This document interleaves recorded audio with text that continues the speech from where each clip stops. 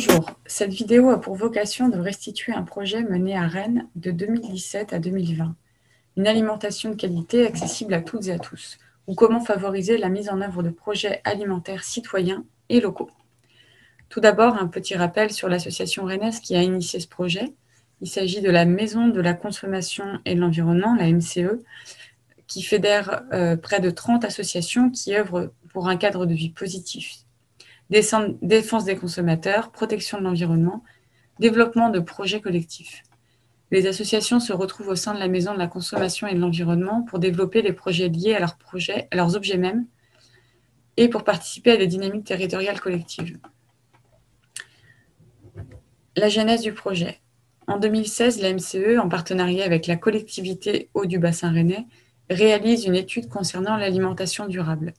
L'étude a pour vocation de caractériser un réseau d'acteurs relais et d'outils pour une sensibilisation à l'alimentation durable sur le bassin rennais.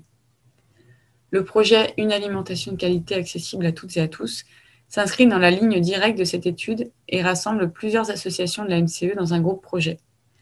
Outre la volonté d'agir ensemble autour d'une thématique fédératrice, le projet est le fruit du constat que dans les quartiers classés prioritaires des villes, la population, alors en raison supposée de ressources financières limitées, est conduite à des choix alimentaires de moindre qualité, souvent à base de produits transformés, et est source d'inégalités de santé.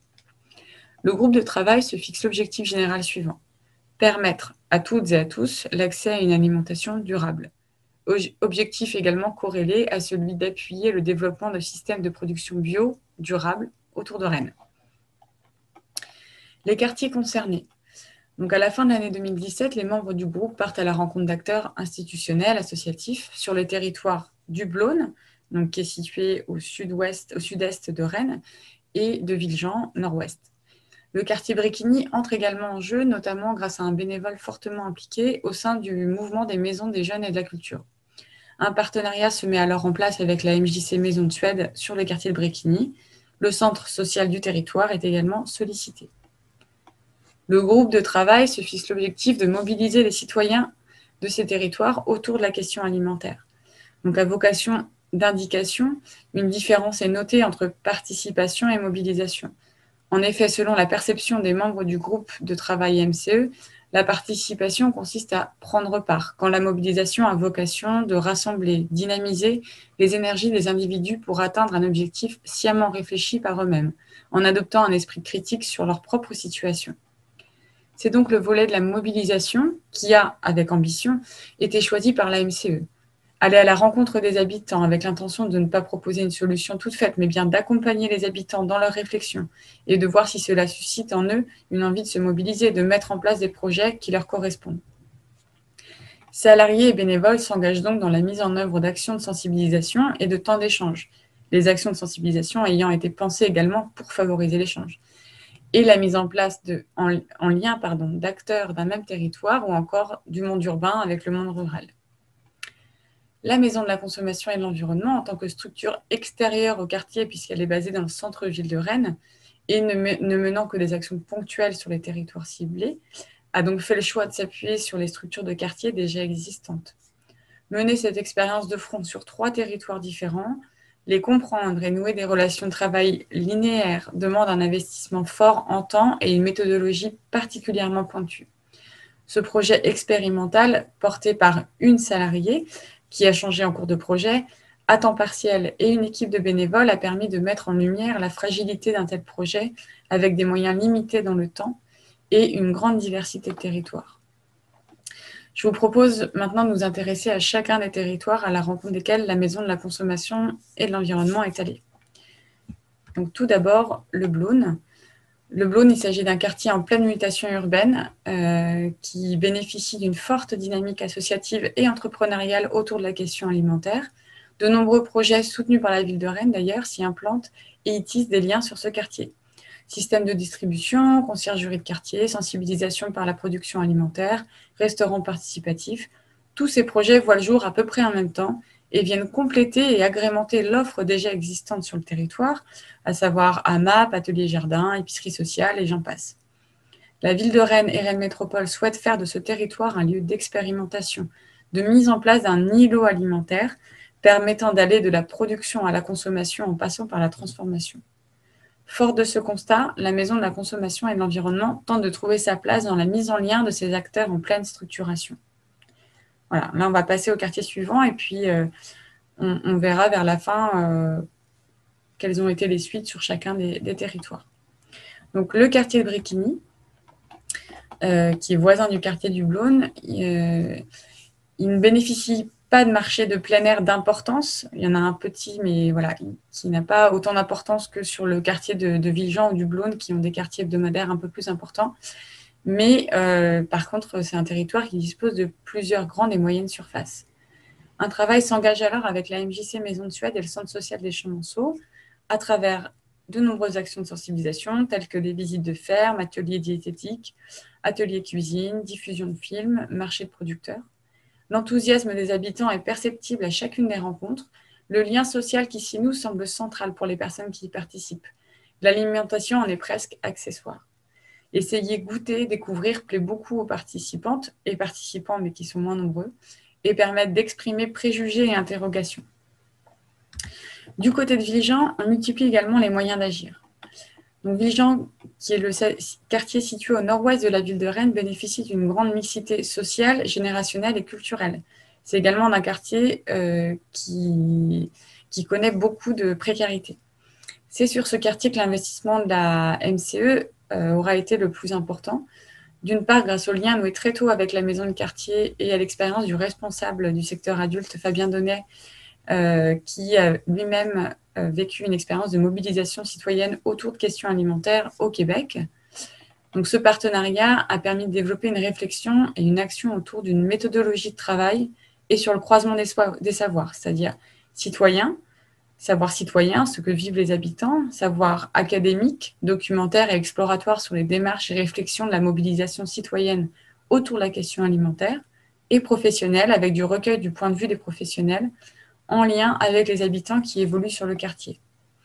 Dans le cadre de cette démarche, que nous vous proposons de découvrir dans une autre vidéo un petit peu plus finement, un diagnostic de territoire a été réalisé par les étudiantes du Master 2 IDS, Ingénierie Développement Social, qui est proposé au sein du Collège coopératif de Bretagne et de l'Université Rennes 2, donc deux structures qui se trouvent sur ce territoire par ailleurs. Donc, les étudiantes ont réalisé un diagnostic de territoire sur les freins et leviers à la mobilisation citoyenne sur le quartier de Villejean. Des rencontres et échanges avec plus de 20 partenaires sur le quartier ont eu lieu pour mobiliser les usagers. La Maison de la consommation et de l'environnement a participé à l'organisation et à l'animation d'ateliers cuisine avec pour objectif le lien avec les habitants et le recueil de la parole.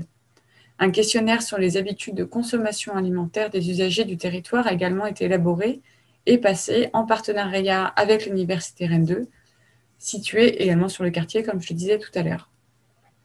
Divers formats de rencontres ont été utilisés, en individuel à l'occasion d'événements sur l'espace public, sous forme collective lors d'ateliers de français, de thé citoyen ou d'ateliers divers.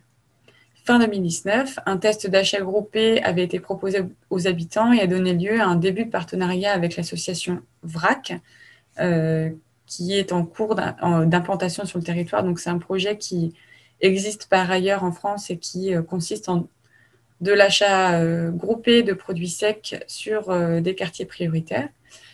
Et le projet ESS Cargo, qui crée un tiers-lieu au sein de l'Université Rennes 2 avec vocation d'ouverture sur le reste du quartier. Une analyse partielle des informations recueillies à travers les 300 questionnaires sur les habitudes de consommation alimentaire collectées a pu être réalisée par les étudiants de Master 1 de sociologie et du Master Intervention et Développement social. Voilà, donc je vous invite à regarder la vidéo sur Villejean pour aller un petit peu plus loin sur la connaissance. Ce qu'on ressort un petit peu de toute cette expérience, c'est la complexité quant à la mise en œuvre de la mobilisation, dont la perception peut varier d'un territoire, d'un professionnel ou d'un individu à un autre. Passant tantôt de la participation à la mobilisation, la Maison de la consommation et de l'environnement a tenté de prendre ses marques, de mettre en œuvre une méthodologie. La diversité des territoires et des acteurs a été à la fois la richesse et un des freins du projet. À cela s'ajoutent des moyens limités, tant en interne que de la part des partenaires de terrain, déjà fortement sollicités pour permettre une continuité, une visibilité des actions qui soit satisfaisante. Le monde paysan s'est lui aussi révélé difficile à mobiliser sur des actions ponctuelles. Enfin, nous avons eu parfois le sentiment de faire face à des habitants sursollicités par les structures de quartier. En termes de mobilisation, la Maison de la Consommation et de l'Environnement retire cette expérience. Donc, habitants, professionnels, bénévoles, les acteurs de territoire confondent souvent les notions de participation et de mobilisation, et ça, c'est sûrement lié à l'éducation, les valeurs, les moyens, la culture. De nombreux facteurs expliquent en fait cette confusion. On retient aussi et surtout que la méthodologie et les outils de la mobilisation sont indispensables à mettre en œuvre en amont et tout au long de tels projets. Et enfin, un constat général que la Maison de la Consommation et de l'Environnement a pu faire porte sur la multiplicité des projets. On est sur un territoire très riche, mais avec des rencontres entre acteurs qui ne se font pas toujours. Et voilà, donc c'est un constat. Concernant le volet des besoins alimentaires, ce qu'on peut noter de manière assez générique, c'est la dimension à la fois universelle de l'alimentation, puisque chaque être humain a besoin de manger pour vivre. Profondément sociale aussi, l'alimentation, tant sur les lieux d'achat et par le partage de repas, de la cuisine. Et en même temps, l'alimentation, c'est foncièrement intime, tant elle touche à notre éducation, à nos croyances, à nos moyens d'y accéder. Tout ce qu'englobe l'alimentation en fait un sujet facile à aborder quelque part par de nombreux aspects. Elle nous rassemble, elle nous concerne tous, de la production à la consommation.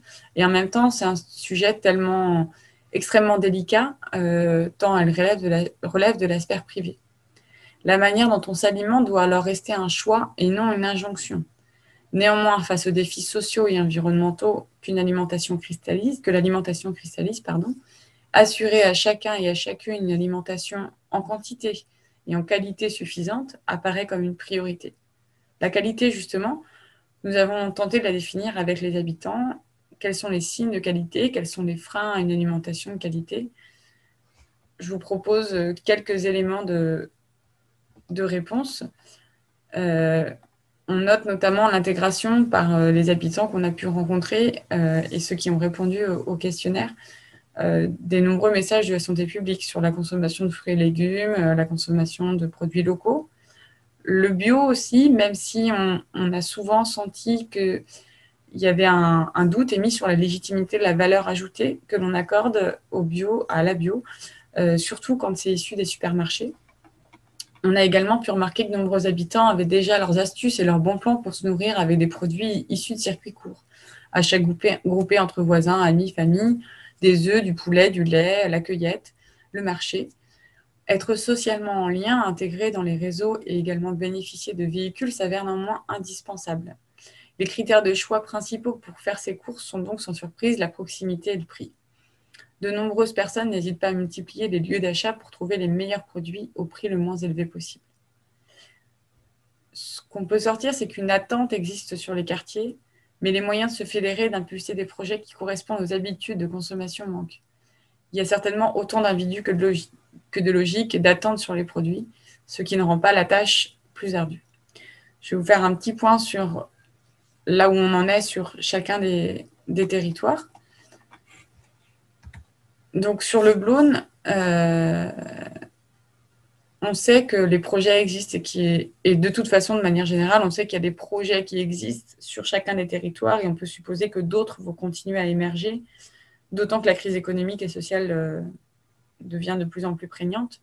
Sur le Blône, les porteurs de projets pérennisent leurs actions et ils sont soutenus par la ville de Rennes.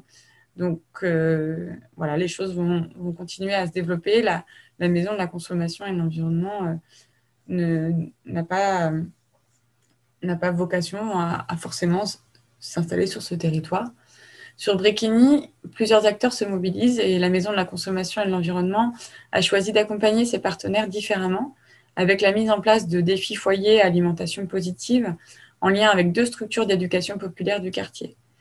Les échanges et le travail mené également ont permis l'identification du besoin des acteurs relais d'être accompagnés dans le développement de leurs connaissances sur les enjeux et les moyens à leur disposition pour tendre vers une alimentation plus vertueuse au sein de leur structure.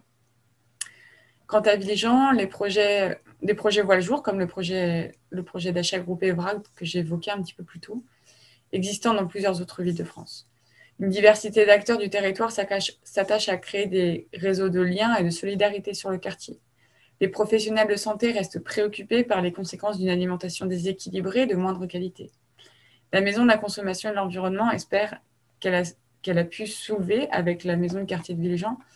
Ce qu'elle a pu soulever permettra la mobilisation des habitants pour parvenir à la mise en place de projets pérennes, accessibles à toutes et à tous, qui pour autant ne seraient pas dépendants forcément des financements extérieurs au projet. Merci à tous les partenaires, habitants, professionnels, bénévoles, financeurs, qui ont permis le développement du projet sur Rennes. Vous retrouverez sur le site de la Maison de la Consommation de l'Environnement, dans l'onglet du pôle ressources alimentation, le lien vers les résultats de l'enquête menée à Villejean. Merci pour votre écoute.